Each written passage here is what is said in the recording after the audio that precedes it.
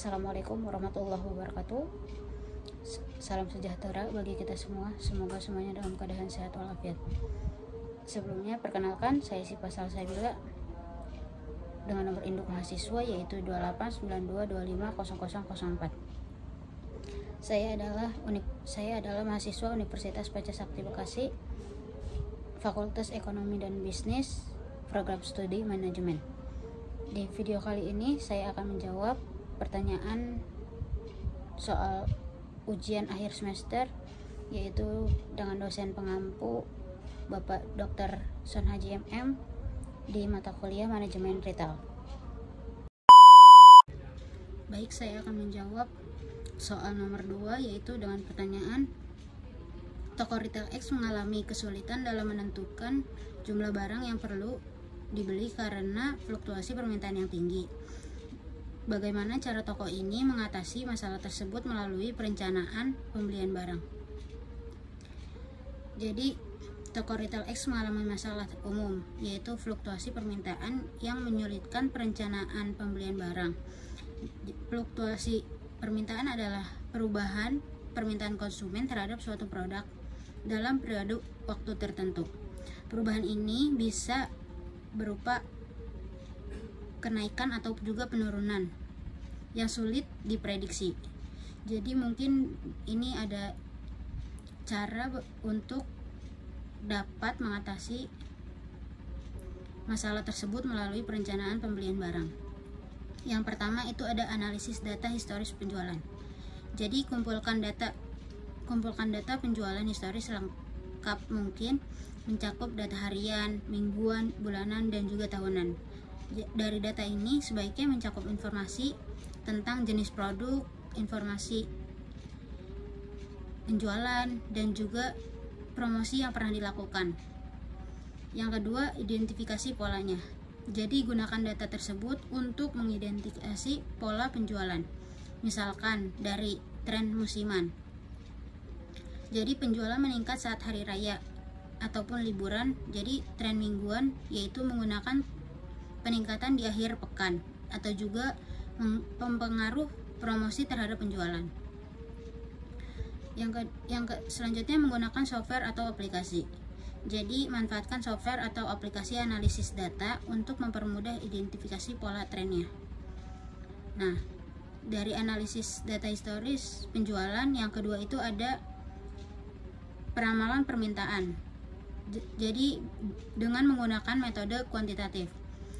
Gunakan metode statistik untuk memprediksi permintaan di masa mendatang berdasarkan data historisnya. Beberapa metode yang umum digunakan adalah yang pertama moving average. Terus yang selanjutnya juga ada menggunakan analisis regresi. Yang kedua dengan menggunakan metode kualitatif. Jadi gunakan pendapat ahli, survei pasarnya, dan juga riset pasar. Dengan metode ini berguna terutama untuk produk baru atau produk yang datanya terbatas. Yang selanjutnya kombinasikan metode. Jadi kombinasikan metode kuantitatif dan kualitatif untuk mendapatkan hasil dari peramalan yang lebih akurat. Yang selanjutnya harus dengan manajemen persediaan, yaitu safety stock, dengan stok pengaman. Tentukan jumlah pokok minimum yang harus selalu tersedia untuk mengatasi lonjakan permintaan yang tak terduga atau keterlambatan pengiriman dari pemasok.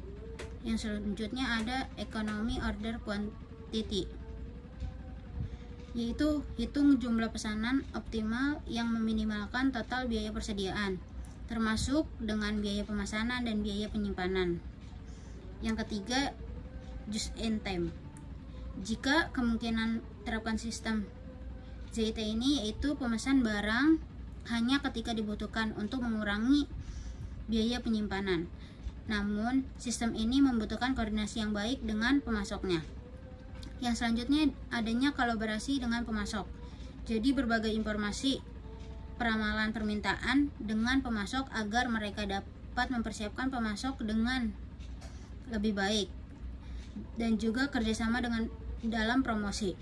bekerja sama dalam pemasok dalam merencanakan dan melaksanakan promosi untuk meningkatkan penjualan. Yang kelima juga menggunakan teknologi, yaitu ada sistem ERP, yaitu mengimplementasikan sistem untuk mengintegrasi data penjualan, persediaan, pembelian, sehingga mempermudahkan pemantauan dan analisisnya. Yang selanjutnya, respon terhadap perubahan pasar. Jadi pantau tren pasar, selalu pantau tren pasar dan perubahan perilaku konsumen untuk mengimitasi perubahan permintaan. Yang selanjutnya, fleksibilitas, yaitu bersikap fleksibel dalam perencanaan pembelian pesanan jika terjadi perubahan permintaan yang signifikan. Jadi contoh penerapannya yaitu misalnya Toko X menjual minuman, dari data historis dikenakan bahwa penjualan minimum peningkatan signifikan saat musim kemarau dan saat ada pertandingan sepak bola. Jadi Toko X dapat menggunakan informasi ini untuk meningkatkan stok minum. Dalam menjelang musim kemarau dan juga pertandingan sepak bola, Toko X dapat meningkatkan stok minum berdasarkan peramalan permintaan.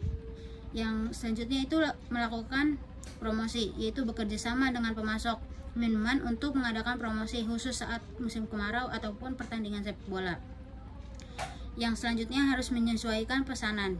Jika terjadi cuaca yang lebih panas dari perkiraan atau pertandingan sepak bola lebih populer dari perkiraannya, jadi Toko X tersebut harus dan dengan cepat menambah pesanan minuman.